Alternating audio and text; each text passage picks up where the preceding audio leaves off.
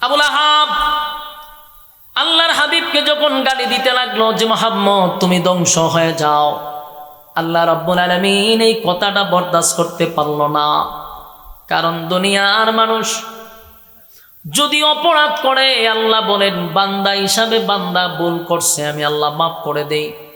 কিন্তু সব সহ্য করলেও আমার বন্ধুরে কেউ গালি দিলে আমি আল্লাহ এটা বরদাস্ত করতে পারি না।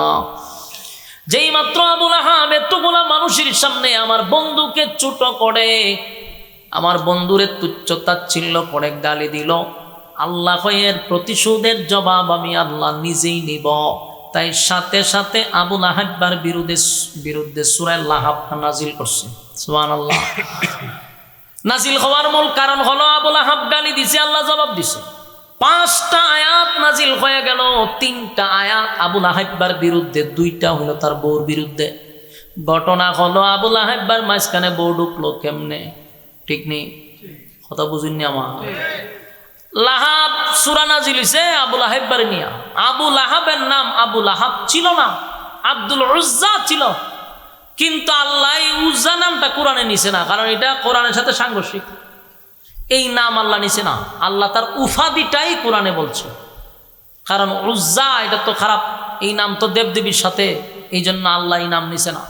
আল্লাহ তার উফাদি নামটারে কোরআন লাগাই দিছে। এর নাম ছিল আব্দুল উজ্জা। মানুষ তার একটা আবুল আহাব, মারাত্মক সুন্দর আছিল, আগুনের মতো লাল আছে, এই জন্য এরা আবুল আহাব ডাকত। খুব সুন্দর টকটকে লাল আছেন, তো এর নাম কিন্তু আবুল আহাব না, এটা উফাদি। তাই আল্লাহ বলেন আমি যখন সূরা নাজিল করলাম, আল্লাহ বলেন আমি লাহাব, সূরা লাহাব আবুল আহাবার এই উফাদির নামে সূরাটা নাজিল হয়েছে। রব্বে কারীম বলেন আমার বন্ধু ধ্বংস হবে না, তাই আল্লাহ সূরা নাজিল করে বলেন তাব্বাত ইয়াদা আবি লাহাবি ওয়া তাব। এ আবুল আহাব, আমার বন্ধু ধ্বংস হবে না, বরং স্তর দুনো হাত ধ্বংস করে দিব। দুনো হাত ধ্বংস মানে আবুল আহাব বা পুরা শরীরই ধ্বংস।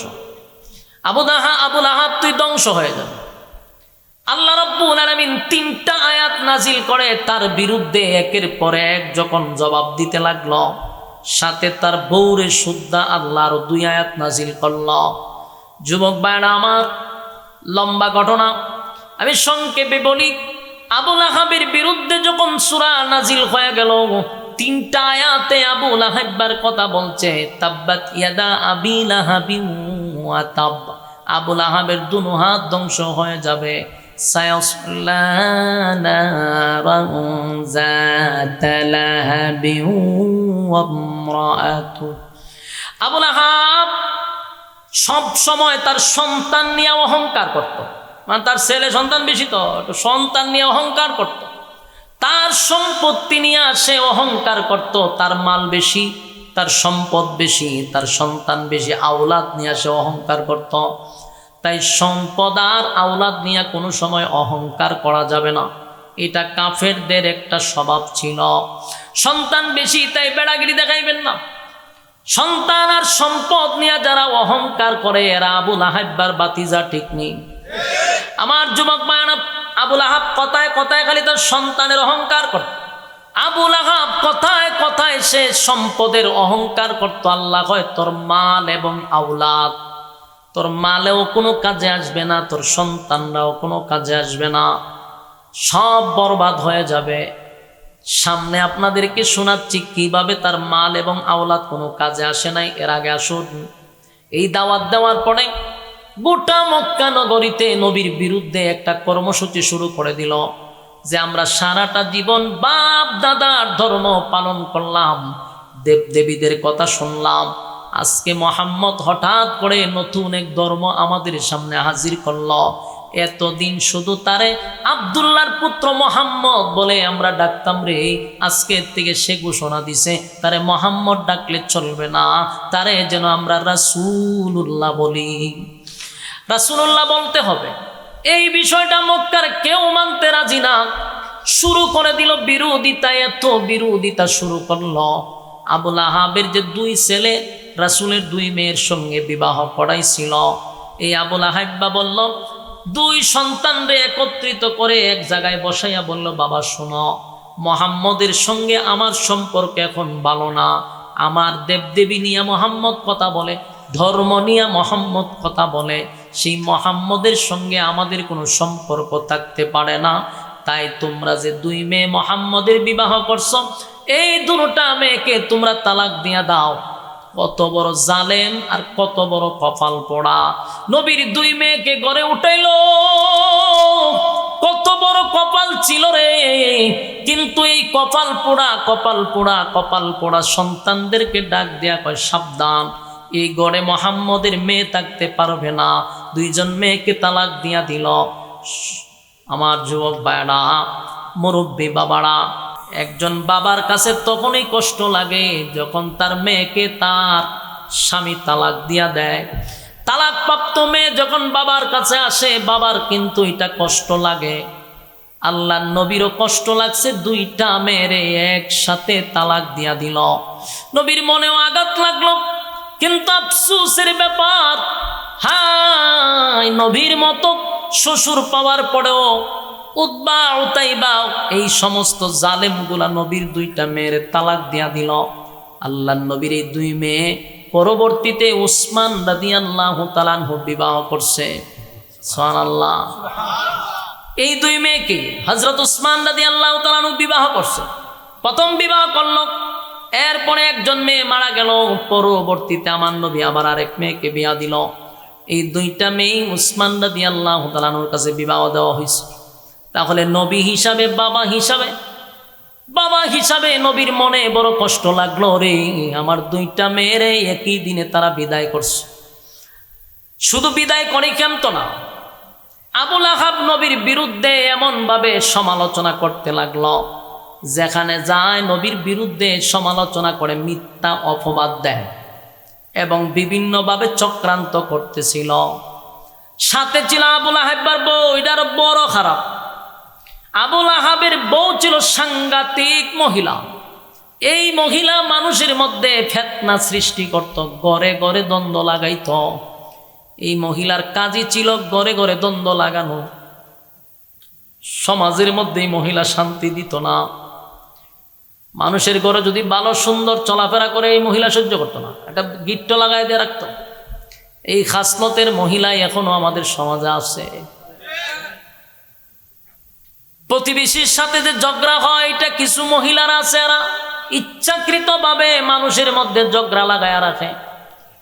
আর এই আবু লাহাবের বউ মানুষের মধ্যে ঝগড়া লাগাইতো, ঘরে শান্তি দিত না। স্বামীকে ঘরে আসলে উল্টা পাল্টা বুঝাইতো। আবু লাহাবের মাথা বেশিরভাগ গরম করতো এই আবু লাহাবের বউ। আবু লাহাবরে কেফায়া দিত, নবীর বিরুদ্ধে আবু লাহাবরে বিভিন্ন ধরনের মিথ্যা কথা বলে আবু লাহাবের মাথা গরম করত। এই মহিলার কথা আল্লাহ এই জন্য কোরআনে বলছেন, এই মহিলা ভালো মহিলা না। নবীর বিরুদ্ধে এই মহিলা মানুষের কাছে গিয়ে সমালোচনা করত। শুধু তাই না, আমার নবীরে এই মহিলা অনেক কষ্ট দিছে।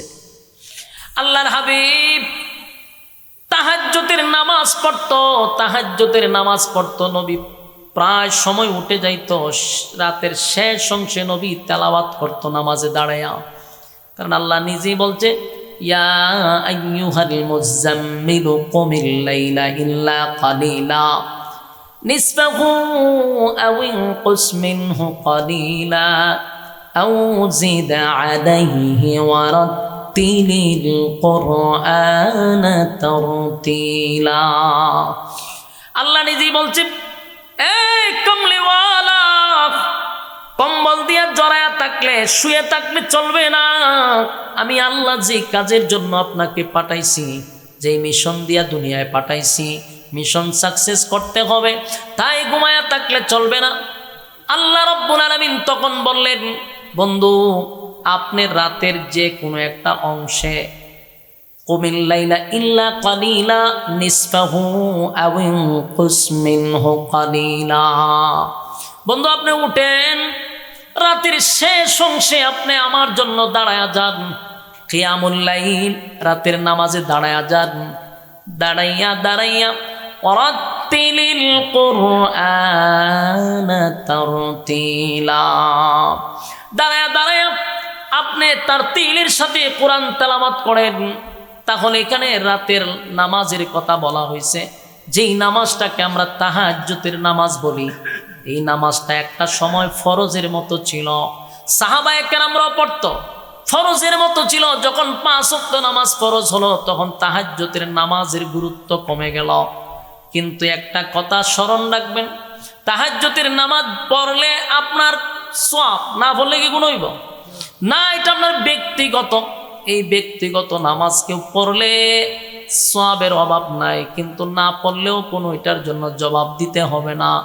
তবে একটা কথা স্মরণ রাখবেন, আল্লাহ যেহেতু বলছে বন্ধু আপনি রাতের শেষ অংশে দাঁড়াইয়া তার তিলের সাথে কোরআন তেলাওয়াত করেন, রাতের এই নামাজটা যদিও ফরজ নয় রে, কিন্তু নবীরা পড়ছে, সাহাবায়ে কেরামরা পড়ছে। পৃথিবীতে যারা আল্লাহর ওলি হইছে, তাহাজ্জুদের নামাজ ছাড়া কেউ আল্লাহর ওলি হতে পারবে না। কথাকে আমার বুঝেন? আপনারা কি বিরক্ত হইতেছেন? মোটামুটি 1 ঘন্টার কাছাকাছি সার্ভিস ছেড়ে দিতাম নি? আপনারা আওয়াজ যত কম হইব বুঝুন বিরক্ত, আমি আলগত ছেড়ে দিব, কোনো অসুবিধা নাই। বুঝতেছি আপনারা বিরক্ত হইতেছেন, তা আওয়াজ দেন না কা? কথা কি বুঝতেছেন? তাহাজ্জুদের নামাজ না পড়ে কি ওলি হন যাইব? কথা কই না দি? কেউ যদি তাহাজ্জুদের নামাজ না পড়ে, তাহলে সে আল্লাহর ওলি হতে পারে না। 5 ওয়াক্ত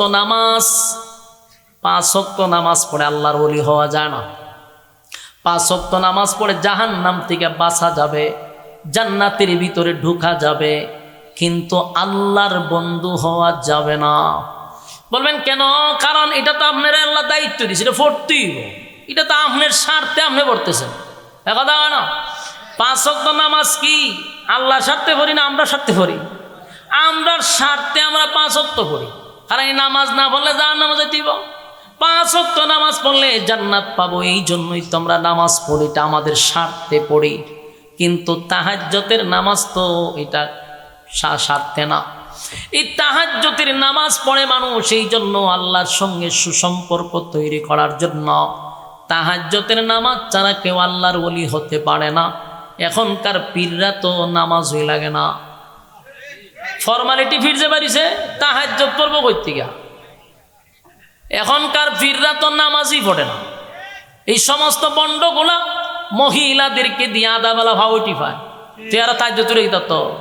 এরা যদি পড়তো মুরিদান্ড হইতো, মুরিদদেরকে বলতো যে বাবা তাহাজ্জুদের নামাজ ছাড়া তোমরা কিন্তু ভাত খাইবা না। একটা পীরের কথা যেইভাবে শুনে, আমি বক্তার কথা কিন্তু এইভাবে শুনবে না। আমাদের সমাজের মানুষ পীর ভক্ত, ফিরে যা কয় তাই মানে। এই গাঞ্জটি ফিরগুলা যদি খালি নসিহতগুলা করতো, বাংলাদেশে কোনো বেনামাজি থাকতো না। যেই পরিমাণ পীর আছে বাংলাদেশে, এই পীররা যদি একটা ভূমিকা নিত যে আমার যত মুরিদ আছে, মুরিদদেরকে বাধ্যতামূলক 5 ওয়াক্ত নামাজ পড়তেই হবে, নাহলে তুই আমার মুরিদ দিতে পারবি না, তাহলে বাংলাদেশেও কোনো আর বেনামাজি থাকতো না। ফিরে চিন্তা করে নামাজ পড়ুক আর না পড়ুক, সুদ কাক ঘুষ কাক, কিন্তু আমার প্রতি বছর উরুষ হয়, একটা ছাগল একটা মুরুগ গেলে চলবো। আর যদি বড় ফাটি পায় তাহলে গুরু, ঠিক নেই? হ্যাঁ, হিসাব করে মাইসকা একটা মুড়ি দিলে একটা মুরুগ তো যাইব, মুরুগ যদি নাও যায় ডিম তো যাইব। কথা হয় না? আমার কথাগুলি অনেকের কাছে বিরক্ত লাগতে পারে, কষ্ট লাগতে পারে, কিন্তু একটু বালিশের সঙ্গে মাথা লাগায় চিন্তা করেন। বাংলাদেশে যেই পরিমাণ পীর আছে, যদি পীররা মুরিদানকে শক্ত করে বলতো বাবা 5 ওয়াক্ত নামাজ ছাড়া আমার কাছে আসবি না, এমন মুরিদের আমার কোনো দরকার নাই। তুই সুদ খাইলে আমার মুরিদ হতে পারবি না, তুই ঘুষ খাইলে আমার মুরিদ হতে পারবি না, তুই বেপরদায় চললে আমার মুরিদ হতে পারবি না, এই তুই যদি শিরিক করস আমার মুরিদ হতে পারবি না। এমন দায়িত্ব পীররা যদি নিত, আল্লাহর কসম বাংলাদেশের মধ্যে আর খুন খারাপি হতো না, মানুষগুলা 5 ওয়াক্ত নামাজি হয়ে যেত, মানুষের মধ্যে মারামারি হানাহানি হতো না। এগুলা সব করা সম্ভব ছিল পীরদের মাধ্যমে। কিন্তু এখন পীররা খাইতে খাইতে ফ্যাট একটা গাওয়া ব্যাঙের মতো বানাইছে। ওরে বাপরে বাপ, আয়া বইয়া থাকে চেয়ারের মতো, আর মানুষ আইনা ছাগল দিতাছে, মুরুগ দিতাছে, গরু দিতাছে ইচ্ছা মতো। এই খাওয়ন অসুবিধা নাই, পীর সাবরে নিয়ে দেন, আমরা তো এটারও বিরোধিতা করি না। একজনের আছে নিয়ে দেও, একজন আলেম হোক, একজন পীর হোক, নিয়ে দেয়, অসুবিধা নাই। কিন্তু তোর যে দায়িত্ব মুরিদানকে, সেটা তো তুই পালন করস না। বাস্তব না বাস্তব? হ্যাঁ, আমি আপনারা কইলো ঠিক না কইলো ঠিক, আমার নিজের গ্রামে আমি এরকম অসংখ্য ফির দেখছি। আমি তো এই জায়গার জন্ম গ্রহণ করছি, আমি বহু ফিরের মাঝখানে জন্ম নিছি। আমার টাইনে ফিরের অভাব নাই। ফির খালি ফির আর ফির, ঘরে ঘরে ফির, বেডি ফিরও আছে। বেড়া ফিরে যখন হয় না তো বেডিরে বানাইলা, এখন ফির তো দরকার, বেডি বানাইলা ফির। তিরম ফিরের মাঝখানে তো আমার জন্ম। তা আমি তো দেখছি ঘরে ঘরে ফির, আর যতগুলা ফিরায় সবগুলার মুরিদান সুৎকুর আর ঘুষকুরের নাম্বার 1। ঈদের নামাজটাতে পরে বিপদ ফিরা, জুম্মার নামাজ সময় খারিয়া মুতে আমি রাস্তা দেখছি। আমি যাই জুম্মার নামাজ পড়তাম, দেখি খারিয়া মুতে আমি গেলাম, কেউ তুমি না আসে কার আসুন, এটা কি তা করলাম? আমার দিকে তাড়াতাড়ি বইছে। এইরকম অসংখ্য ফিরের মুরিদান আমার চোখের সামনে দেখাতো। আপনারা ঠিক কইলো ঠিক, না কইলো ঠিক, কিন্তু আমার যে ব্যথাটা, এটা হলো আমার মুরিদান যদি আমি ঠিক করতাম যে ভাই তুই আমার কাছে মুরিদ হইছ, অসুবিধা নাই, কিন্তু আমার কথা যদি তুই মানস তাহলে আমি তোরে মুরিদ করব। আমার আইন মাইনা চলতে হবে, কোরআন সুন্নাহ অনুযায়ী জীবন যাপন করবি।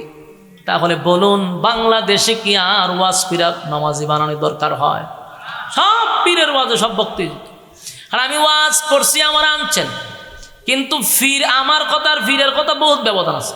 ফিরে যেভাবে মানে মাগম আমাকে জীবন দেলায় আমার যুবক মায়ানা, তাই ব্যথায় ব্যতীত হইয়া কথাগুলি বলতে বাধ্য হলাম।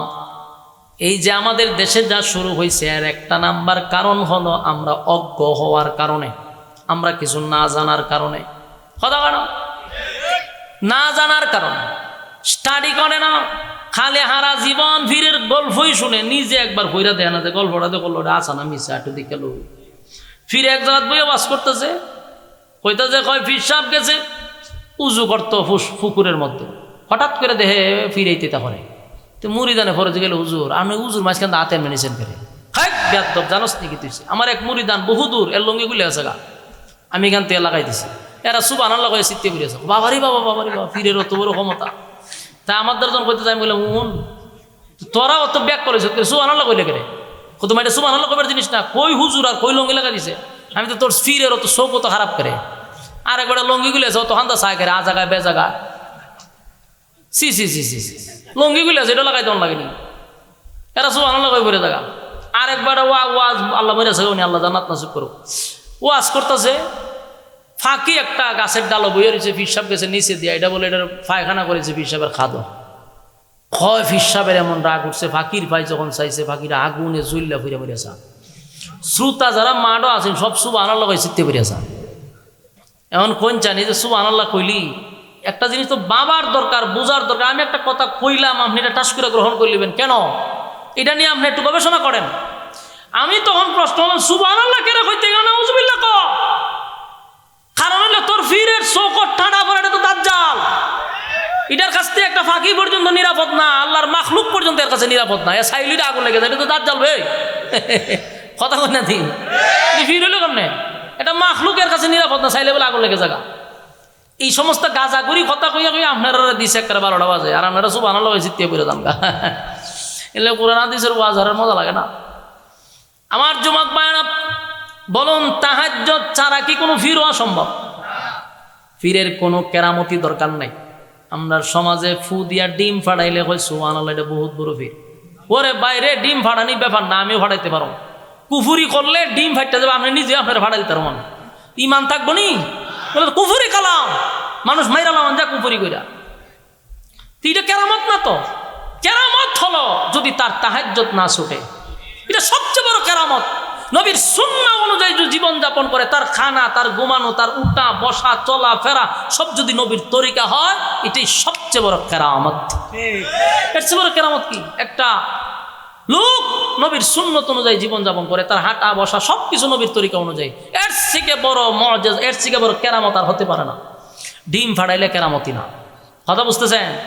আমি বহু ফির দেখছি, সিগারেট তার কয়েক প্যাকেট লাগে প্রতিদিন, কয়েক প্যাকেট লাগে, টুট দুইটা খালা হইতে ভাই তার তলার মতো হয়ে গেছে গা, বিড়ি টানে বলে ফির গদিনিসিন ফির। আমি একদিন একটা মুড়িদানটা কইছিলাম, পরে আমার সাথে সেটটা গেছে গা। আমরা জানেন বেটার ক্ষমতা, আমি বাড়ির থেকে যাইবার আগে আমার সব কয়ালা, আমি কিতা খাইয়েছি কিতা করছি সব কয়, আপনি পারবেন নি? কথা তো ঠিক হোক, এর লেগে নি মুড়ি দিছ? হ্যাঁ আমার কাছে আয়ে আমার কাজ ইউজ করে মাঝে মধ্যে, কিন্তু ফিরের মুড়ি দিল কেন? তো ক্ষমতা কিতা হয় উনি আমি যাইবার আগে সব কয়ালা বালা। আমার যুবক ভাইরা, এগুলা কেরামতি। হ্যাঁ, কথা এটি কেরামতি নি? কেরামতি তখন বাহির হবে যখন নবীর সুন্নাহ অনুযায়ী জীবন যাপন করবে। তার প্রতিটা কদমে কদমে আমার নবীর সুন্নত আছে কিনা এটা দেখা দরকার। হ্যাঁ, কথা কই? আপনার মনে হয় কথাগুলি বিরক্ত লাগতেছে। এই কথা সবার দ্বারা ভালো লাগবো এটাও এমন না, আর সবার দ্বারা ভালো লাগবো এই কথা এইরকম ভাইবা যদি ওয়াজ করি তা আমিও গুলালো। ওয়াজ যদি সবার কাছে ভালো লাগে, বুঝবেন এই ওয়াজের মধ্যে কোনো ধরনের বেজাল আছে, ফরমালিন যুক্ত। সবার কাছে ভালো লাগবে এমনটা না, কিছু সময় মানুষের কাছে এটা তিতাও লাগবে। তাহলে বুঝবেন এই তিতা জিনিস শরীরের জন্য বড় উপকার। তিত করল্লার জুস যদি খান এটা কি ভাল লাগবো না? তিত করল্লার জুস খাইছেন নি? আমি খাই দিকে দেখেন আমার ওজন কি পরিমাণ। তো এইটা যে এত বেমজা, মুখ বেখা হয়ে যাগা, এমন বেমজার বেমজা, কিন্তু এটা খাইলে উপকার আছে। কথা হয় না দি? তিতা জিনিস মুখে দিলে ভাল লাগে না, কিন্তু খাইলে কি আছে? কিছু কিছু কথার দ্বারায় মানুষের মনে আঘাত লাগলেও ওই কথার দ্বারায় আপনার ঈমান রক্ষা হয়। মুরিদ হইতে আমরা নিষেধ করি না, কিন্তু আল্লাহর হস্তে একজন ভালো বুজুর্গের কাছে যান, যিনি আপনাকে পরকালের কথা বলে, নামাজের কথা বলে, পর্দার কথা বলে, সুদের বিরুদ্ধে কথা বলে, ঘুষের বিরুদ্ধে কথা বলে, এমন ব্যক্তির মাথা হাতে চলেন, এটা আমরাও চাই। ঠিক নেই? কারণ একজন লোকের দ্বারা আমরা যাইতেইব, তো উস্তাদ ছাড়া তো চলন জানা। আমার যুবক ভাইরা, তাই আল্লাহ বলেন, ইয়া আইয়ুহাল মুযাম্মিলু কুমিল লাইলা ইল্লা কালিলা নিসফাহু আও ইনকুস মিনহু কালিলা আও জিদ আলাইহি ওয়া রাত্তিলিল কুরআনা তারতিলা। আল্লাহ রাব্বুল আলামিন বলেন, বন্ধু আপনি চাদর মুড়ি দিয়া ঘুমায় থাকলে চলবে না, আপনার কিছু কাজ আছে, যে কাজের জন্য আমি আল্লাহ আপনাকে পাঠাইলাম। বন্ধু উঠেন, ঘুমায়েন না। নবীরে ঘুম থেকে আল্লাহ জাগ্রত করাইয়া বললেন, রাতের শেষ অংশটুকু হলেও আপনি আমার জন্য দাঁড়ায়া যান। নবী দাঁড়াইয়া কোরআন তেলাওয়াত করতেন। গভীর রজনীতে কোরআনে কারীম থেকে তেলাওয়াত করতেন নামাজে দাঁড়াইয়া। সারাদিন আবুল আহাইবার বউ এবং মক্কার মানুষ নবীর বিরোধিতা খুব করত, কিন্তু যখন রাত্রের বেলা নবীর তেলাওয়াত তাদের ঘর পর্যন্ত পৌঁছে যাইত, তাদের ঘুম ভেঙে যেত। ঘুম থেকে জাগ্রত হইয়া পাগল হইয়া নবীর আশেপাশে তারা লুকিয়ে লুকিয়ে নবীর কোরআন তেলাওয়াত শুনত। চিৎকার দিয়া কোন সুবহান। বিশেষ করে সবচেয়ে বেশি বিরোধিতা করত উম্মে জামিল আবুল আহাইবার বউ। এই মহিলা প্রতিদিন নবীর কণ্ঠের তেলাওয়াত শোনার জন্য পাগল হয়ে বসে থাকত।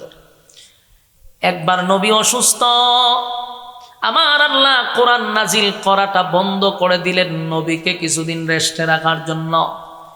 যখন কোরআন নাজিল হয় না রে, আমার নবী অসুস্থ হয়ে গেল। নবী তাহাজ্জুদের নামাজ পড়ার জন্য উঠতে পারে না। আবু লাহাবের বউ পাগল হয়ে গেছে, কারণ প্রতিদিন নবীর তেলাওয়াত শুই না, সে বড় পাগল হয়ে গেছে। এত মজা, যখন নবী ঘুম থেকে জাগ্রত হয় না, নবী তেলাওয়াত করে না, তাহাজ্জুদের নামাজে মাঝখানে নবী দাঁড়ায় না। এই মহিলা সকালবেলা নবীর কাছে গিয়া কয়, মুহাম্মদ, আগে তোমার কাছে একটা শয়তান আসতো, এখন বুঝে আসে না। আপনার এলাকাত নাউজুবিল্লাহ থাকলে কইতে পারেন। এই মহিলা কত খারাপ বুঝতে পারছেন? মানে জিব্রাইলকে শয়তান কইছে। কত বড় বেয়াদব মহিলা। এই মহিলা বলে, আগে যে তোমার কাছে একটা লোক আসতো শয়তান, সে কি এখন আসে না? নাউজুবিল্লাহ। আল্লাহর নবীর মনে বড় আঘাত লাগছে রে। এক তো হলো নবী অসুস্থ, আর এই মুহূর্তে নবীর আয়েশা এমন কথাটা বলল, তাও আবার নবীর আপন চাচি, নবীর আপন চাচি। আল্লাহর হাবিব ব্যথা লইয়া শুয়ে আছেন। এই মহিলা শুধু এখানেই নয়, নবী যে নামাজে যাওয়ার জন্য মসজিদে নববীতে ঢুকত, অথবা খানায় কাবায় যখন নামাজ পড়তো, তখন তো মক্কাতে ছিল, নবী খানায় কাবার চত্বরে গিয়ে নামাজ পড়তো। এই মহিলা খেয়াল করতো নবী রাতের বেলায় কোন দিকে বাহির হইয়া আসে। সেই রাস্তার মধ্যে নবীর জন্য কাঁটা রেখে দিত যেন নবী কষ্ট পায়। অথচ আপন চাচি, কথা বুঝতেছেন? নবীজি কষ্ট পাইতো রে।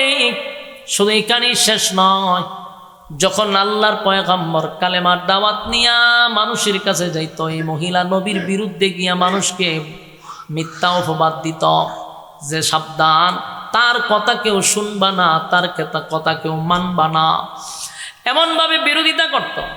আল্লাহর হাবিব একবার কালেমার দাওয়াত লইয়া মানুষের কাছে যখন যাইল, মানুষ নবীরে পাথর মারতে লাগলো। নবী চোখ দিয়া পানিও ছাড়ে না, মনে কোনো কষ্টও নাই। আঘাত, একের পর এক পাথরের আঘাত নবীর শরীরে।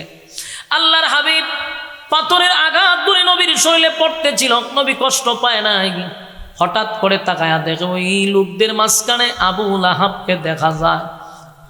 আল্লাহ নবী চিন্তা করল, এতক্ষণ আমাকে যারা পাথর মারছে, আমার চাচা যেহেতু এখানে হাজির, হয়তোবা আমার চাচা এটার তীব্র নিন্দা জানাবে।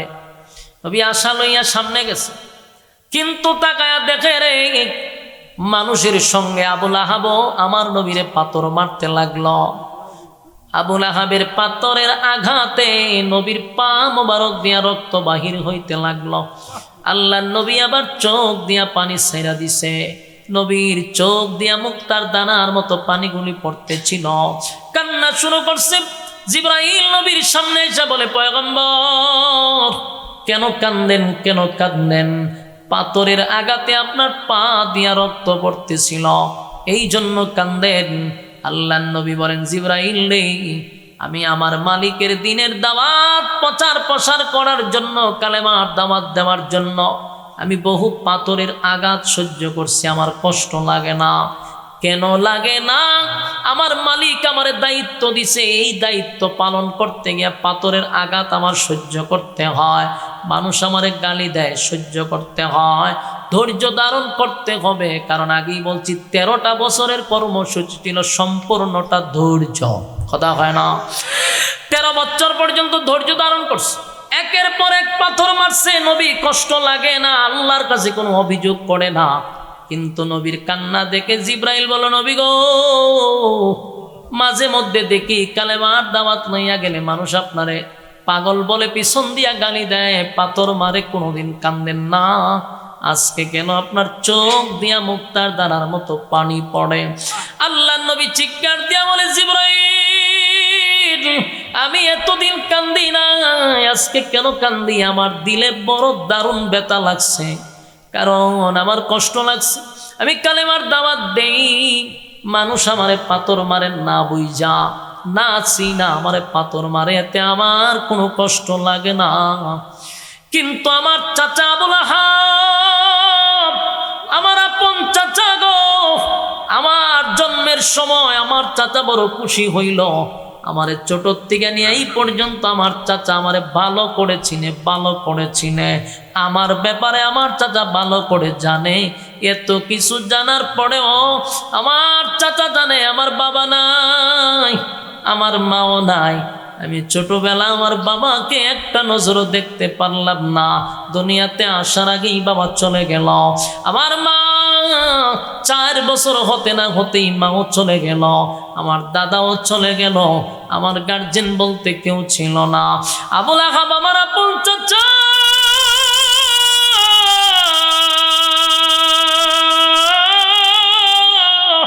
আমার চাচারে যখন আমি দেখলাম দিনের দাওয়াত লইয়া, যখন আমি রাস্তা দিয়া বাহির হলাম, মানুষ আমারে পাথর মারতেছিল, চিন্তা করলাম আমার চাচা যেহেতু সামনে চলে আসছে, আর পাথর মারতে দিবে না, চাচা প্রতিবাদ করবে। কিন্তু জিবরাইল নেই, আমি তাকায়া দেখি আমার চাচা মানুষের সঙ্গে আমারেও ঢিল মারতে লাগলো। এই কষ্টটা আমি সহ্য করতে পারি না, তাই একা একা নবী কান্দে। আল্লাহ ডাক দিয়া বলে, বন্ধু আপনি কান্দেন না, আবু লাহাব আপনারে কষ্ট দিছে, আপনি কান্দেন না, আপনার এই মিশন সাকসেস হবে, আবু লাহাব পরাজিত হবে, এতে কোনো সন্দেহ নেই। আমার যুবক ভাইরা, আল্লাহ নিজেই বন্ধুরে সান্ত্বনা দেয় রে। আবু লাহাবের বউ এটাও সহ্য করতে পারল না। আবু লাহাবের বউ মানুষের কাছে গিয়ে নবীর বিরুদ্ধে কথা বলে। আমার নবীর 4 জন ছেলে ছিল, এটা আপনারা জানেননি? জানে না? সারা জীবন কি ওয়াজ শুনতেন? নবীর ছেলে কয়জন ছিল? 4 জন ছেলে ছিল।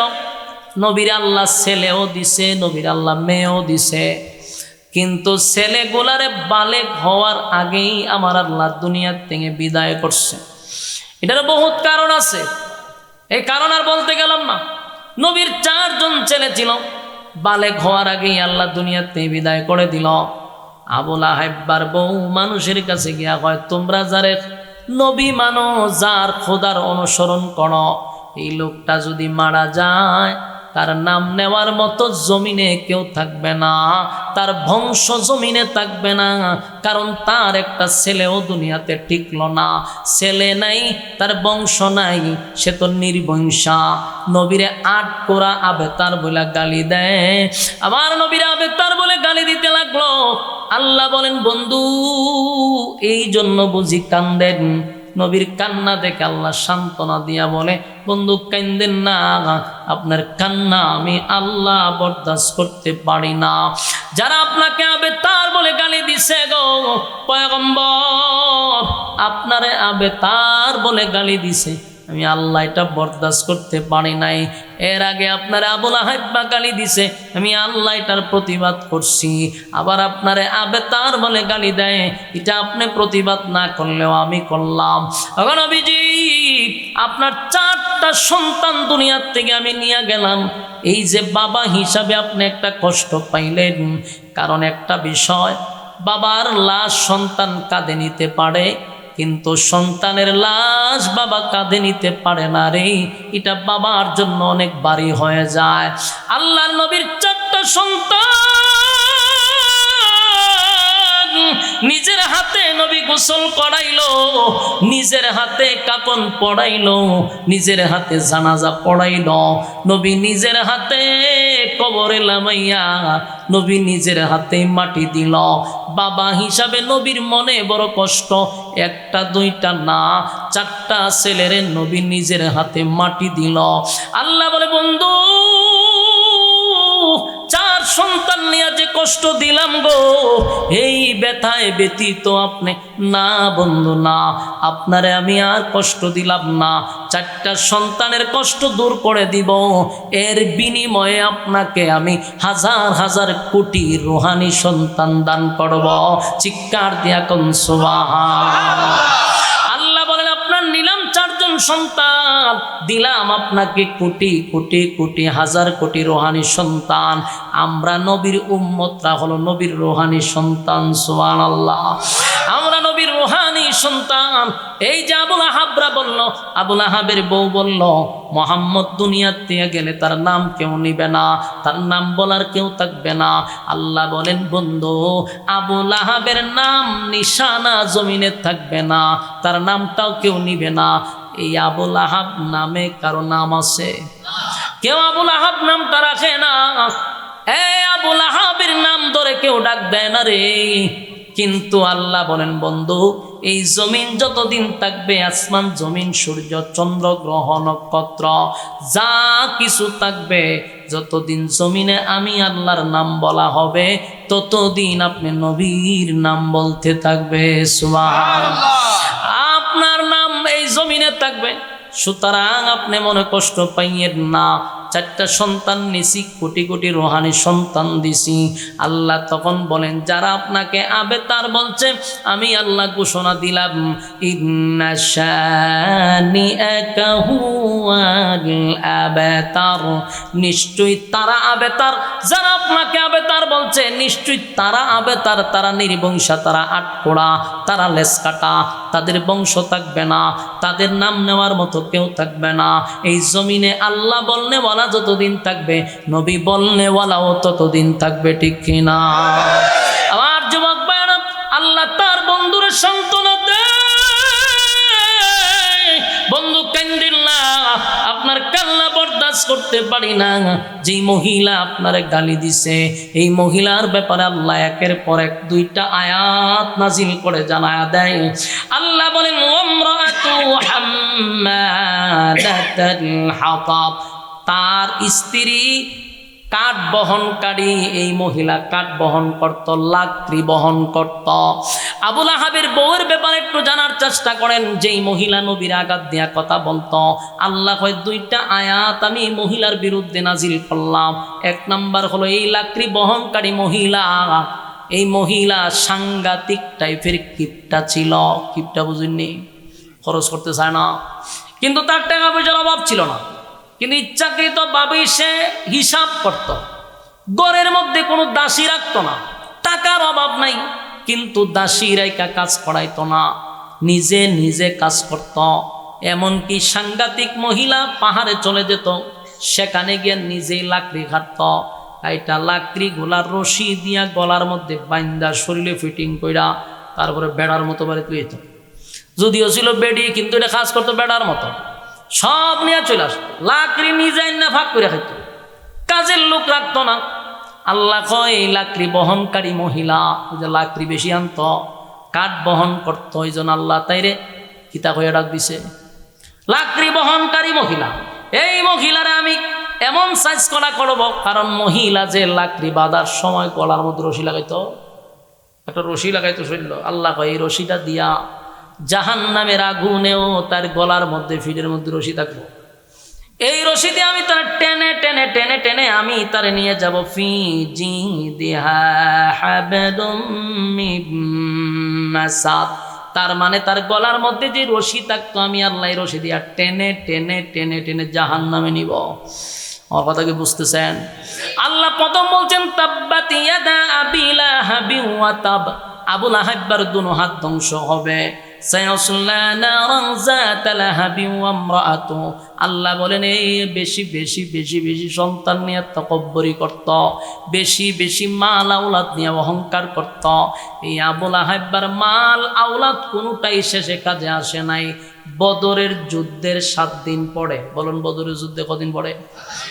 বদরের যুদ্ধের 7 দিন পরে এই আবু লাহাবের শরীরে এমন একটা রোগ হইছে, এই রোগটার নাম হলো বসন্ত রোগ। চিনুন না আপনারা?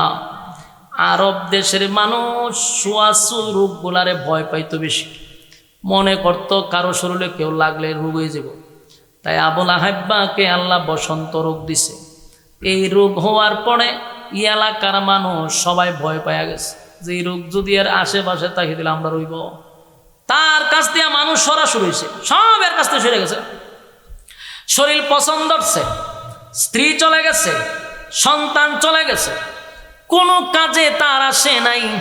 রোগে আক্রান্ত হইয়া সারা শরীর পয়সা গেছে, মানুষ তার কাছে আসে না।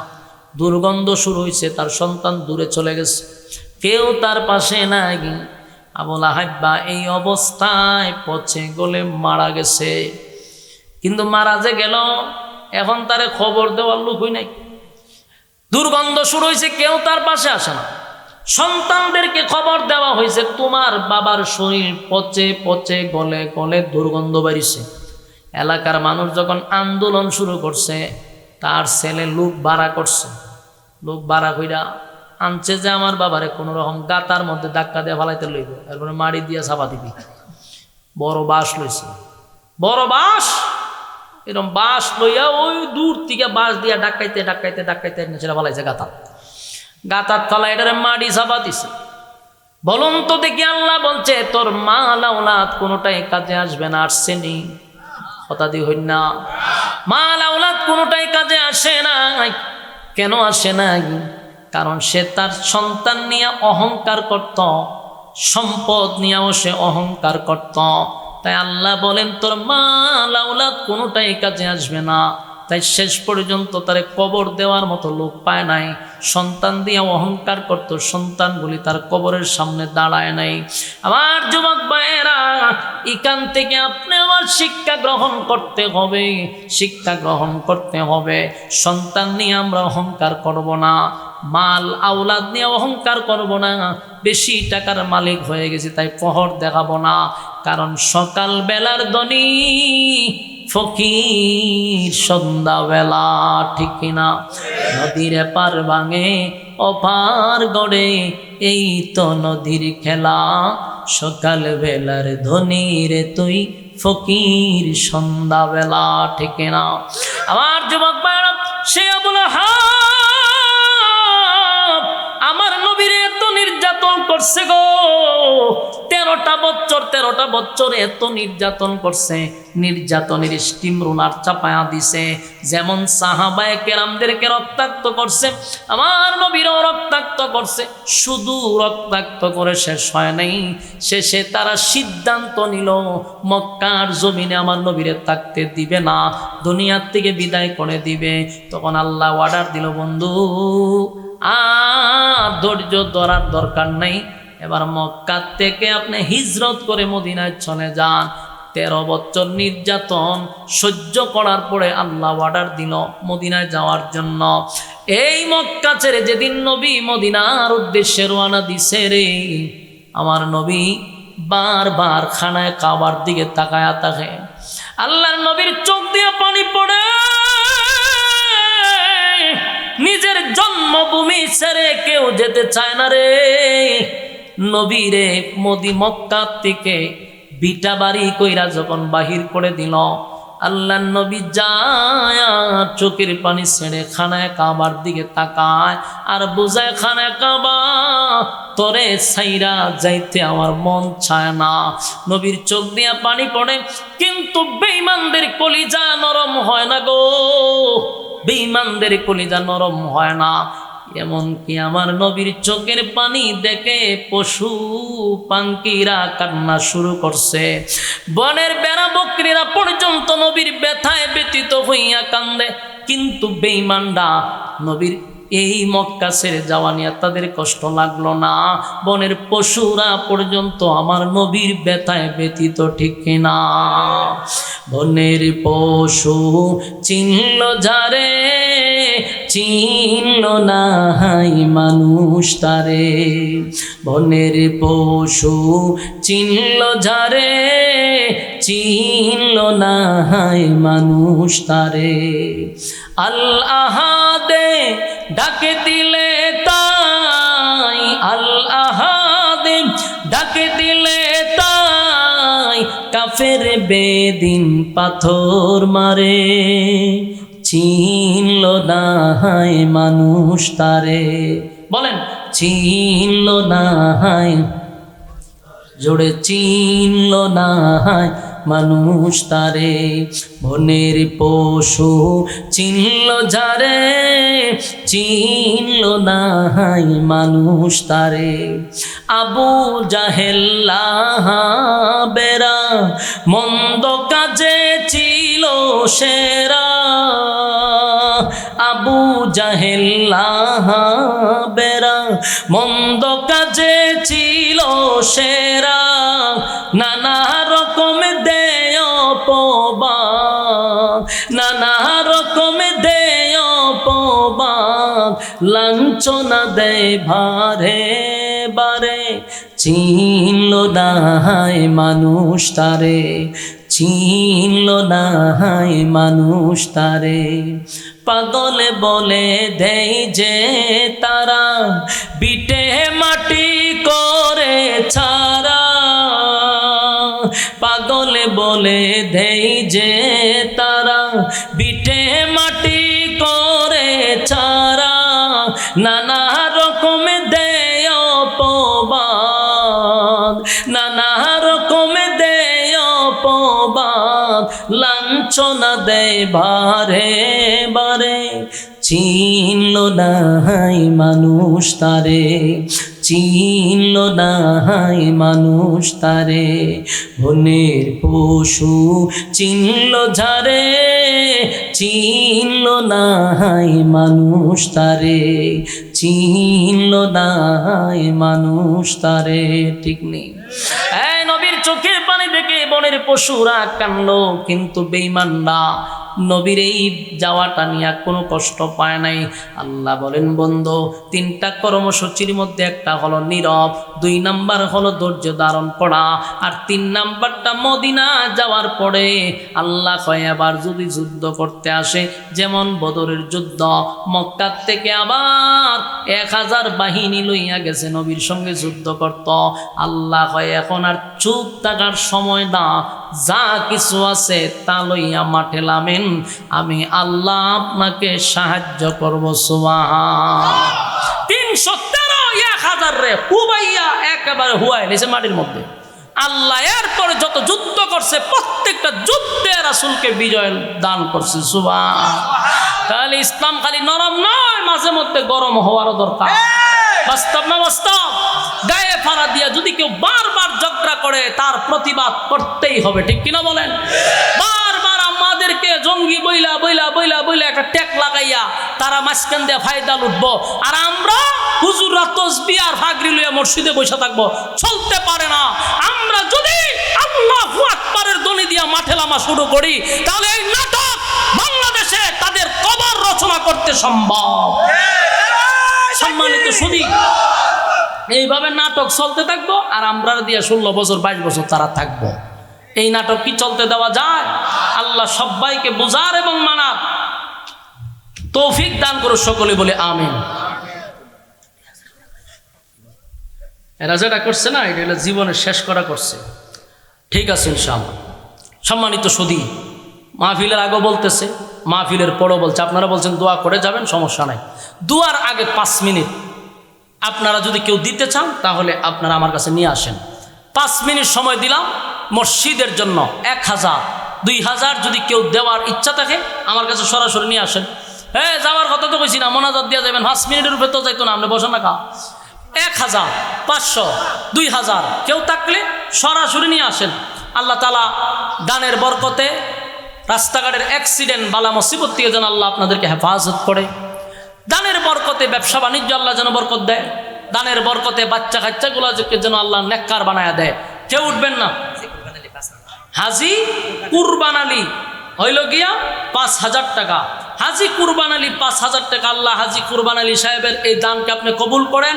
যে উদ্দেশ্যে দান করছেন, দানের এই উদ্দেশ্যকে আপনি কবুল করেন। দানের উসিলায় ওনার হায়াতে আমলে বরকত বাড়ায়া দেন, ওনার ব্যবসা বাণিজ্যের মধ্যে বরকত দান করেন, আমিন। আর আসেননি হাজি সাহেবের মতো কেউ 1000 2000 কেউ থাকলে নিয়ে আসেন। জলদি জলদি করেন, জলদি জলদি করেন। আর কেউ আছেন 2000 1000 মসজিদ উন্নয়নের জন্য আমরা যতটুক পারি আমাদের পক্ষ থেকে আমরা এতটুকু চেষ্টা করবো ইনশাআল্লাহ। জলদি করেন, জলদি করেন। 500 1000 যার যেরকম তৌফিক আছে নিয়ে আসেন জলদি। এনার নাম বলেন, যারা দিবেন তারাও নাম বলেন, যে আমি এখন দিব না, 6 মাস পরে দিব, অথবা মাহফিলের আগে আগে দিয়ে দিব।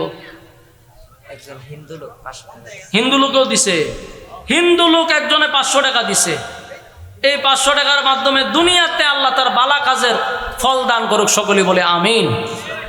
আরো যদি থাকেন জলদি জলদি নিয়ে আসেন। আল্লাহুম্মা সাল্লি আলা মুহাম্মাদিন ওয়া আলা আলি মুহাম্মাদ কামা সাল্লাইতা আলা ইব্রাহিম ওয়া আলা আলি ইব্রাহিম ইন্নাকা হামিদুম মাজিদ। আর নাই কেউ? হ্যাঁ, জলদি জলদি করে দলে দোয়া শরীক কর। আল্লাহুম্মা আমিন। রব্বানা যালামনা আনফুসানা ওয়া ইন লাম তাগফির লানা ওয়া তারহামনা লানাকুনান্না মিনাল খাসিরিন। রব্বুল আলামিন আল্লাহ, গভীর রাত হয়ে গেছে, আপনার মহব্বতের বান্দারা রাতের ঘুম হারাম করে প্রচণ্ড গরমের মধ্যে সাদা সাদা দাড়িওয়ালা মুরব্বীরা হাতটা বাড়াইছে। কত হাজি সাহেবরা আমার সঙ্গে হাত বাড়াইছে, ছোট ছোট মাসুম বাচ্চারা হাত বাড়াইছে, পর্দার আড়ালে আমার মা বোনেরা হাত বাড়াইছে। আল্লাহ, বিশেষ করে জাতির শ্রেষ্ঠ সন্তান আলেম ওলামারা হাত বাড়াইছে। আমি গুনাহগার নাগান্দানা ফরমান নালায়েক অযোগ্য মুসাফির হালতে হাত বাড়াইলাম। মেহেরবানি করে গো জীবনের সগীরা কবিরা গুনাহগুলি মাফ করে দেন। বাকি জিন্দেগি যতদিন বাঁচায় রাখবেন, ইহদিনাস সিরাতাল মুস্তাকিম, সঠিক সরল রাস্তার উপরে চলার তৌফিক দান করেন।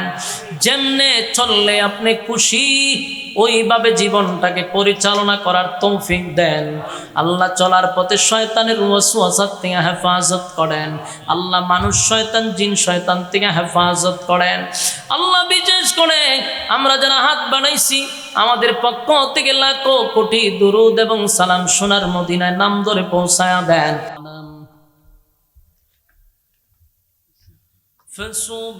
فسبحان الذي لا يحصى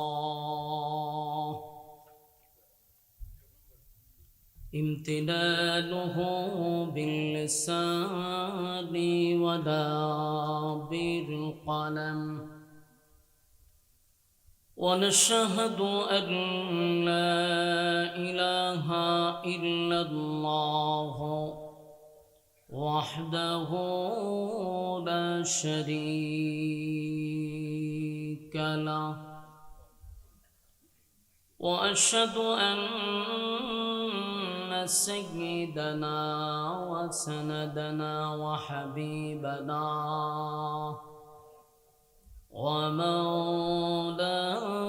ومولانا محمدا عبد الله ورسوله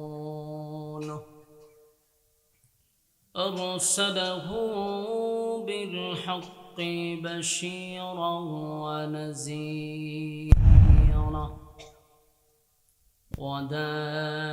وداعيا إلى الله بإذنه وسراجا منيرا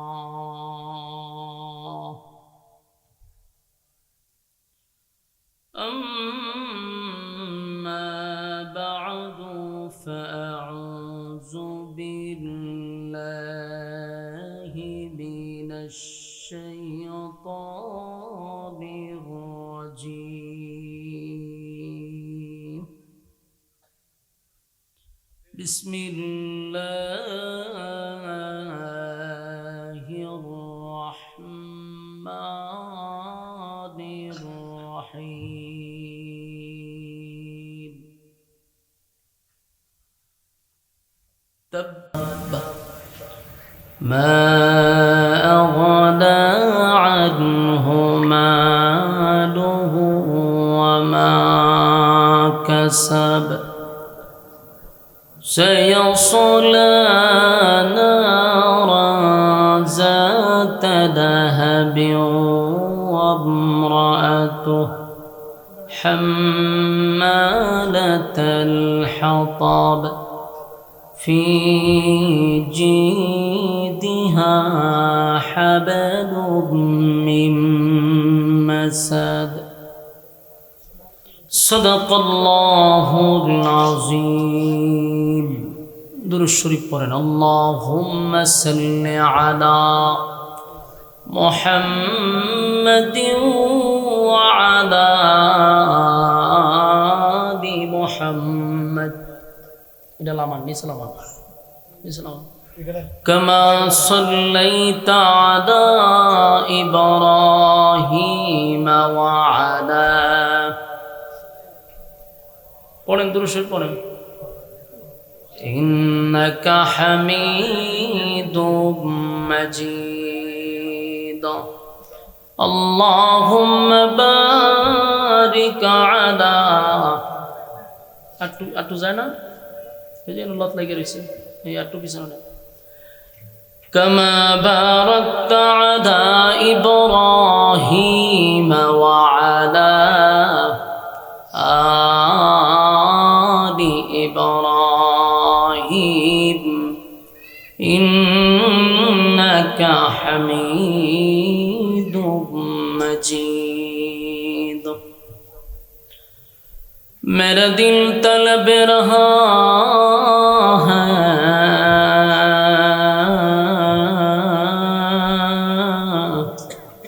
मेरे जलने रहा है सीना ए दवा वही मिलेंगी मुझे ले चलो मदीना बलगल उला बिकमा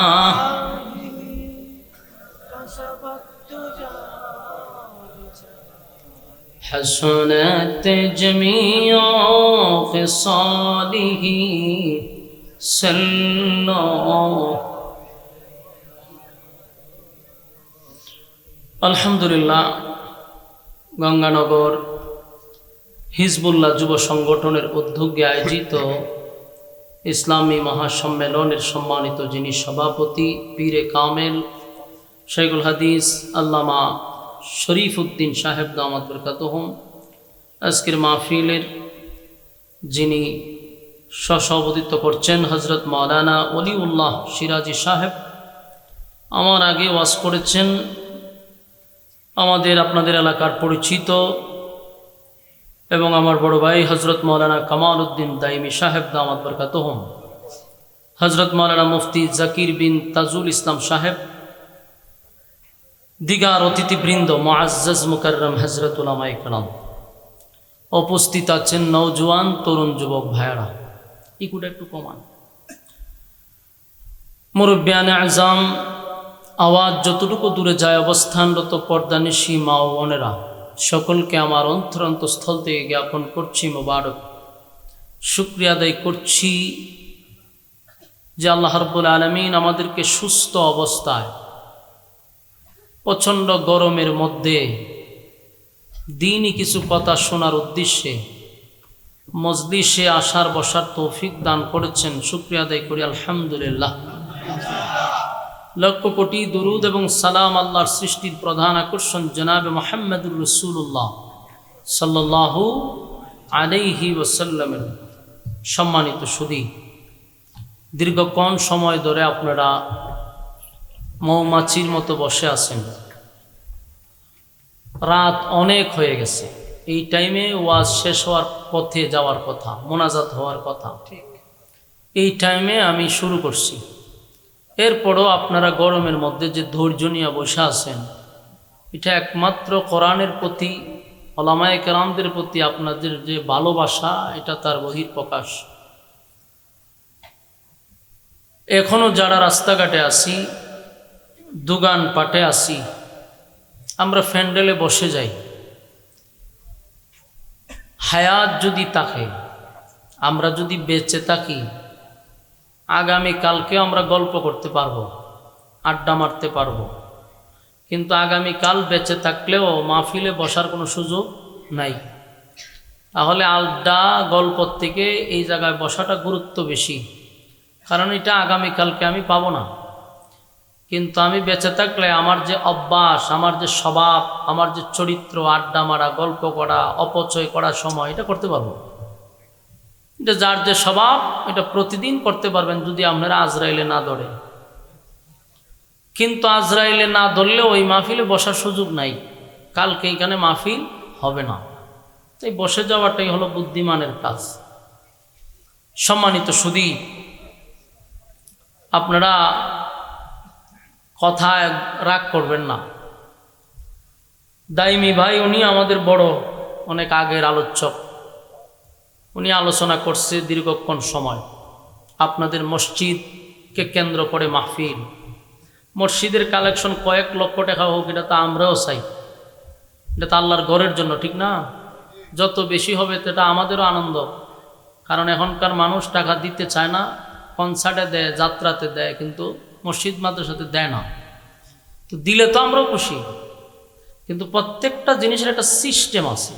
আমরা রাত 11টার পরও গিয়েও যদি তখন কালেকশন হইতেছে না, এইটা তো পুরাটা দুষায় পড়বো আমার উপর। যার লক্ষণ বোঝা যায় যে এইবার হুজুর রাইন আমরা কালেকশন হয়েছে না, তা আপনি কি চাইছিলেন 12টা পর্যন্ত খালি কালেকশনই করতে? এরকম যদি করবেন আমারে বললে আমার আরও বেশি সুবিধা হইতো। আমি কোনো দুঃখিত না, আমি আরও খুশি হইতাম যে হয় 11টা দিলে অসুবিধা না, আমি টিপ আরও দিলে মারি আইতাম। আমি তো অ্যাক্টিভ লই আইছি যে আমার তাহলে এবো তাড়াতাড়ি, কিন্তু আমার পরে দেখা যায় যে সর্বনাশ, আমি তো ভুল করে আলছি। এখনও যদি আপনাদের কষ্ট থাকে ভিতরে যে কালেকশনটা হইল না, এটার দায়ভার তো আমার উঠে না। আর আপনারা দাওয়াত দিচ্ছেন আজকের কয় তারিখ? 14 তারিখের জন্য। 12টার পরে 15 তারিখ, 1 সেকেন্ডও বয়ান চলা সম্ভব না। দিচ্ছেন 14 তারিখ, আমি 2 দিন বয়ান করুন করে। আপনারা যারা রাস্তাঘাটে দাঁড়ায় আছেন, আপনারা মেসেজটা দিছি, মেহরবানি করিয়া প্যান্ডেলের ভিতরে পড়েন, একদিনই ওয়াজ হইব। এই জন্য আপনারা চিন্তা যদি করেন বলে হুজুর আজকে শুরু করছে, কালকা গিয়ে ওয়াজ শেষ করতো, আজকের দিনটা যাক, কালকাতায় যোগ দিব, সম্ভব না। আসেন, বৈশা যান। নাজালাত আলাইহিমুস সাকিনা, উপর থেকে সাকিনা রহমত নাজিল হবে। দেন তো সুবহানাল্লাহ আসেনি? থাকলে কইবেন। রাস্তাঘাটে যদি দাঁড়ায় তাহেন গল্প করেন, সাকিনা নাজিলিব, রহমত নাজিলিব, গজব পড়ার সম্ভাবনা থাকতে পারে, কিন্তু এখানে বসলে সাকিনা নাজিল হবে। মাজালিসুল কোরআন, মাজালিসুল্লাহ, কোরআন হাদিসের মজলিস, এটা আল্লাহর মজলিস, ফেরেশতাদের মজলিস, আল্লাহওয়ালাদের মজলিস। এখানে একটু সময় বসে থাকলে এটা আল্লাহর পক্ষ থেকে এক নিয়ামত। যেই গরম আমরা যে বসে রয়েছেন, এটা তো ইমানি পরীক্ষা দিতেছেন, ঠিক না? মোনাজাত পর্যন্ত কাটা কাটা বসবেন, একটা হাত তুলেন তো দেখি। হ্যাঁ, আতলামায়েন না, একটা তুলেন, বলেন মোনাজাত পর্যন্ত আমরা আছি ইনশাআল্লাহ। ওয়াদা, আতলামায় আতলামান কা ওয়াদা করেন, ওয়াদা ইনশাআল্লাহ। রাজি আছেন? আতলামান ওয়াদা বরখেলাপ করা কিসের খাসলত? মুনাফিকের খাসলত। এখন যদি উঠেন কি হইয়া যাবে? তাহলে এখন কেউ উঠলে স্লোগান দিবেন, কে যায়? মুনাফিক যায়। ইজ্জত থাকবো নি? তাহলে মান সম্মান বাঁচাইবার লাগেও বইয়া তখন লাগবো, ঠিক না? আর যদি তখন বলো জোর আমার মান সম্মান নাই, তাহলে আপনার সাথে কোনো ওয়াজও নাই। মেহরবানি করে আমরা বসি। আসুন, সময় যেহেতু সংক্ষিপ্ত, আমি সরাসরি আলোচনায় ঢুকবো ইনশাআল্লাহ। আমি আপনাদের সামনে পবিত্র কোরআনের একেবারে শেষ অংশ এবং একেবারে শেষ অংশে আবার সবচেয়ে ছোট সূরার মধ্যে একটি সূরা, যে সূরাটা আপনাদের সামনে তেলাওয়াত করছি, প্রায় 111 নম্বর সূরা। সূরাটার নাম হলো সূরায়ে লাহাব। নাজিল হয়েছে মক্কাতুল মুকাররমায়। এই সূরাটা নাজিল হয়েছে ইসলামের একেবারে প্রথম দিক দিয়া। সূরাটির মধ্যে মোট আয়াত আছে 5টা। বলেন কয়টি? 5টি আয়াত আছে। এই 5টা আয়াতের মধ্যে 3টা আয়াত হলো আবু লাহাবকে নিয়ে, আর 2টা আয়াত হলো তার বউরে নিয়ে। তাহলে দেখা যায় এক সূরা আল্লাহ জামাই বউ দুজনের লেগে নাজিল হইছে। বলুন 3 আয়াত কার জন্য? আবু লাহাবকে কেন্দ্র করে। আর 2 আয়াত আবু লাহাবের বউ উম্মে জামিলের জন্য। তাহলে মোট হইল 5টা। কেন নাজিল হলো? নাজিল হওয়ারও কিছু কারণ থাকে। কোরআন কোনো সময় নাজিল হয়েছে কোনো ঘটনারে কেন্দ্র করে। কোরআন কোনো সময় নাজিল হয়েছে কোনো প্রশ্নের উত্তরে। কোরআন কোনো সময় নাজিল হয়েছে কোনো প্রশ্নের জবাবে, অথবা কোনো সমস্যার সমাধানে। ইয়াদ রাখবেন, প্রথম কি? কোনো ঘটনারে কেন্দ্র করে আল্লাহ কোনো সময় আয়াত অথবা সূরা নাজিল করে থাকে। 2 নম্বর হলো কোনো সমস্যার সমাধান করার জন্য আল্লাহ আয়াত অথবা সূরা নাজিল করেন, অথবা কোনো প্রশ্নের জবাবে আল্লাহ আয়াত অথবা সূরা নাজিল করেন। তাহলে এই 3 কারণের বাহিরে কোরআন নাজিল হয় নাই। আমি যে সূরাটা তেলাওয়াত করলাম, এটা নাজিল হইছে একটা ঘটনারে কেন্দ্র করে, আর ওই ঘটনাকে কেন্দ্র করে আল্লাহ এক দাঁত ভাঙ্গা জবাব দেওয়ার জন্য সূরায়ে লাহাব নাজিল করছে। আসুন, কেন নাজিল হলো আমরা এই বিষয়টা একটু আলোচনা করি। রাসূল আরবি সাল্লাল্লাহু আলাইহি ওয়াসাল্লাম হায়াতের জিন্দেগি ছিল 63 বছর। এই 63 বছরের কর্মসূচি আছে 3টা। এক একটা কর্মসূচি এক এক রকম। যেমন নবুয়তের আগে ছিল 40 বছর, এটার কর্মসূচি ছিল এক রকম। নবুয়তের পরে মাক্কি জিন্দেগি 13 বছর, এটার কর্মসূচি আবার আরেক রকম। হিজরত করে মদিনায় গেল 10 বছর, এটার কর্মসূচি আরেক রকম। এখন আসুন কর্মসূচিটা কি? 40 বছর কর্মসূচি ছিল নীরব, কোনো শব্দ নাই, আদেশ নাই, নিষেধ নাই। 13 বছরের কর্মসূচি হলো শুধু ধৈর্য ধারণ করা, ধৈর্য ধরা। শীষ কমান, একটু নয়েজ দেয়, নয়েজটা কমান। খুব খেয়াল করবেন, 40 বছর নীরব, আদেশ নাই। আপনারা আমার সাথে একটু কথা কইন, রাতের 12টার সময় দিলে যদি কথা না কইতে আমি খাল্লায় কথা কমো। হ্যাঁ না, দুনো দিক থেকে আইতেইব। তাহলে কথা বলার আগ্রহ উৎসাহ বাড়বে। আর আপনারা তো চুপ করে বয়ে থাকেন, কথা বলার আগ্রহ থাকবে না। মেহরবানি করে একটু আওয়াজ দিয়েন, বলুন 40 বছরের কর্মসূচি নীরব। এই যে কাউন্টার দিতেছেন, এটা আপনার মুখস্থ হবে। নীরব বলতে আদেশও নাই, নিষেধও নাই। রাসূল নীরব ছিলেন 40 বছর। এই নীরব থাকাটাও ব্যক্তিগত নয়, আল্লাহর পক্ষ থেকে বলা হয়েছে এইভাবেই থাকেন নীরব। তখন কোনো শত্রু ছিল না, কারণ শত্রু তখনই হয় যখন আদেশ নিষেধ থাকে। আমরা যখন কেউরে আদেশও করবেন না, নিষেধও করবেন, আমরা শত্রু নাই।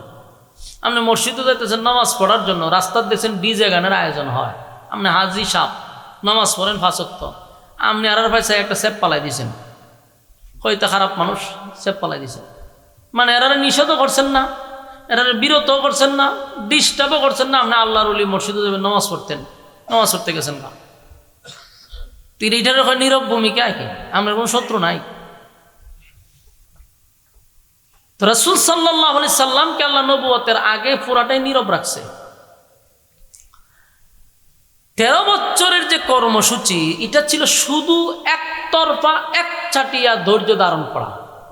একচাটিয়া একতরফা কেন? রাসূল 13 বছর শুধু নির্যাতন সহ্যই করছে, প্রতিবাদ করছে না। এত মায়ের খাইছে, সাহাবীরা মায়ের খাইছে, রাসূল নিজেও রক্তাক্ত হয়েছে, কিন্তু হাতের তরবারি নেয় নাই, মানে কোনো প্রতিশোধ নাই, শুধু একচাটিয়া নির্যাতন সহ্য করছে। তাহলে এই 13 বছর ছিল ওই শেষ ওয়াজও না, ধৈর্য, ধৈর্যের পরিচয় দেওয়া। এই কর্মসূচির থেকে আমাদের কিছু শিক্ষার আছে, তো এই জন্য একটু মনোযোগ দিয়ে ভূমিকাটা শোনার চেষ্টা করেন। নীরব ছিল 40 বছর, 13 বছর শুধু খালি ধৈর্য ধারণ করছে। এত মায়ের খাইছে, রাসূল তো ইচ্ছা করলে সাহাবীদেরকে লইয়া 2-1টা তরবারি লইয়া তো হামলা করতে পারত, কিন্তু তখন হামলা করে নাই। মায়ের খাইছে কিন্তু তরবারি ধরে নাই। এখান থেকে শিখার কি আছে জানেন? আগে আপনার অবস্থান তৈরি করতে হবে। মাথা গরম করে যদি আপনি আতো লাঠি ছুটি লইয়া লান, তাহলে আপনার মায়ের খাওয়ার সম্ভাবনা আছে, আপনার অস্তিত্ব বিলীন হওয়ার সম্ভাবনা আছে। কোনো সময় মায়ের খাইয়াও ধৈর্য ধরার মধ্যে সফলতা আছে। কতক্ষণ ঠিক নেই? কারণ আপনি মায়ের খাইয়াও চিন্তা করতেছেন যে এখন আমি সহ্য করি, আমার অবস্থানটা তৈরি হোক, এরপরে তোরারে কুবা শামসুর মতো কুবামো। কতক্ষণ ঠিক নেই? প্রথমে জন্য মাথাটা গরম করে লান, তা আপনি বাড়ি নাও দিলেন 2টা, হ্যাঁ আপনার একবারই দিয়ে শেষ করে দিব। ঠিক নেই? এখান থেকে শিখেন। 13 বছর এত মায়ের খাইলো, সাহাবীরা নির্যাতনের শিকার হয়েছে, আল্লাহর রাসূলকে রক্তাক্ত করছে, কিন্তু প্রতিবাদ করছে না। প্রথম 3 বছর, 13 বছরের মধ্যে 3 বছর রাসূল গোপনে গোপনে দাওয়াত দিছে। এরপরে আসলো প্রকাশ্যে দাওয়াত দিল আরো 5 বছর। এরপরে তো শুরু হলো নির্যাতন। এরপর আবার জেল কাটছে 3 বছর, মানে গৃহবন্দী করে রাসূলকে রাখছে। 3 বছরের মধ্যে খাবার পর্যন্ত দেয় নাই, বাজারে যেতে দেয় নাই। এমন এক ভয়াবহ পরিস্থিতিতে ছিল রাসূল, সাহাবায়ে কেরাম গাছের ফাতা পর্যন্ত খাইছে, পেটের কি দায় খাইবালে দিছে না। 3 বছর পরে তারা এই ব্যারিকেড ভাঙছে। তো 13টা বছর যেই পরিমাণ নির্যাতন সহ্য করছে, কিন্তু প্রতিবাদ করছে না। রাসূল সাল্লাল্লাহু আলাইহি সাল্লামের কাছে সাহাবায়ে কেরামরা আসছে, হুজুর এত নির্যাতন করতেছে, সহ্য করার মতো না, আপনি আল্লাহর কাছে একটু বলেন, আল্লাহ যেন আসমান থেকে আমাদেরকে সাহায্য করে। আর সাহাবীদের এই দৃশ্য দেখে রাসূল নিজেও কষ্ট পাইতেছে। নেতা যদি ভালো হয়, কর্মীরা মায়ের খাইলে নেতারও কষ্ট লাগে। যদি নেতা ভালো হয়, নেতা যদি হয় ফোরটান্টি আর রং বাজার সাদাবাজ, তাহলে কর্মীরা সামনে দিয়ে কইব মায়ের খা, গুলি খা, তোরা মরলে মরবো ফকির নিয়ারা। আমরা রাজপ্রসাদের মধ্যে বসে তখন চেয়ারের মধ্যে অর্ডার দিব, তোরারে মায়ের খাইবি, গুলি খাইবি তোরা। দেখবেন যত আন্দোলন হয় কোনো নেতা মরে না। দেখছেন নেতা মরতে? মরে কাটা নিরহ গ্রামের গরিব মানুষগুলা ফেডের দায়ে নেতার ফাঁস হাঁটে, গুলামি করে, আর এডি মরে। কিন্তু নেতা মরে না। নেতা আপনার সামনে দিয়া হেতো এসির ভিতরে ঘুমায়। রাসূল তো আর এরার মতো নেতা ছিল না। রাসূল কর্মীদের নির্যাতন দিকে নিজেও কাঁদতেন এবং নিজেও রক্তাক্ত হয়েছেন। খালি আমার কর্মীরা মার খাইব আর আমি এসির তলে বইতে, এটা তো হয় না। আল্লাহর রাসূল নিজেও রক্তাক্ত হয়েছে। আর যখন রাস্তা দিয়ে রাসূল হাঁটতে যায় দেখে কোনো কোনো সাহাবীদের গলার মধ্যে রশি লাগায়। রাসূল দেখে কোনো কোনো সাহাবীর বুকের উপরে ফাতর, এমনভাবে ফাতর দিয়ে রাখছে যেন লড়াচড়া না করতে পারে। কেন? বলে ঈমান আনার কারণে। এই অপরাধ একটাই, শুধু ঈমান কেন আনছে। যতগুলা সাহাবায়ে কেরাম নির্যাতনের শিকার হয়েছে, বলুন তাদের অন্য কোনো অপরাধ ছিল? সাহাবায়ে কেরামদের কোনো অপরাধ ছিল না। অপরাধ একটাই, একত্ববাদী খোদার উপরে ঈমান আনছে। 360 মূর্তিকে তারা 360 মূর্তিকে তারা প্রত্যাখ্যান করছে, একত্ববাদী খোদার উপরে ঈমান আনছে। এই অপরাধে আবু জাহিল্লা তখন নেতৃত্ব দিত। তো অপরাধে সবাইকে নির্যাতন করছে, অন্য কোনো অভিযোগ ছিল না।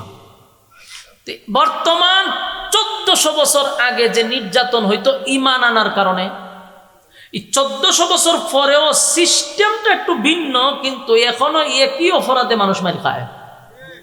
বাস্তব না বাস্তব? এই গোটা 16 বছরের ভিতরে যতগুলো উলামায়ে কেরাম গেছে আয়নাগরের ভিতরে, যতগুলো আলেমদের হাতে হাত করা পরানো হয়েছে, পায়ের মধ্যে বেরি লাগানো হয়েছে, বলুন এতগুলা বেরি আর এতগুলা হাত করা, এতগুলা আয়নাগরে কোনো রং বা চাঁদাবাজরা ঢুকাইছে? সমাজের দুষ্ট লোকগুলা কি জেলখানায় ঘুরছে? সব ভালো ভালো মানুষগুলার নিয়ে জেলখানাগুলা বইরা রাখছে।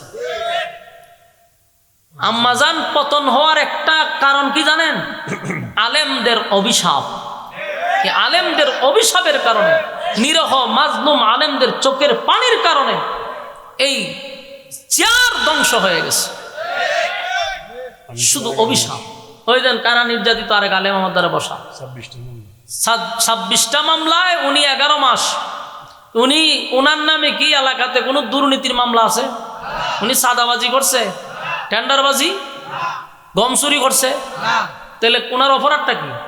অপরাধ একটাই, নবীর সুন্নাত শরীরে আছে, কোরআনের কথা বলে, দ্বীনের কথা বলে, হকগুলা মানুষের সামনে প্রকাশ করে, এটাই অপরাধ, অন্য কোনো অপরাধ নেই। এ যাবৎ যত উলামায়ে কেরাম নির্যাতনের শিকার হয়েছে, আল্লাহর কসম একজন আলেমের জীবনী তালাশ করে দেখেন দুর্নীতি তারা জড়িত না। দেশের টাকা তারা বিদেশে পাচার করে নাই, তারা দেশের সম্পদ বিদেশে পাচার করে নাই। নিরহ আলেমদেরকে এই জেলখানা, যেখানে সুর বাটপারের জায়গা, বদমাশদের জায়গা, সেখানে আল্লাহ ওয়ালাদেরকে নিয়ে ঢুকায় রাখছে। আর এদের চোখের পানির কারণে জালেমের মসনদ চুরমার হয়ে গেছে। এই জন্য আল্লাহ বলেন জুলুম পছন্দ করি না, জুলুম পছন্দ করেন। যারাই জুলুম করবেন জাইন্না রাখেন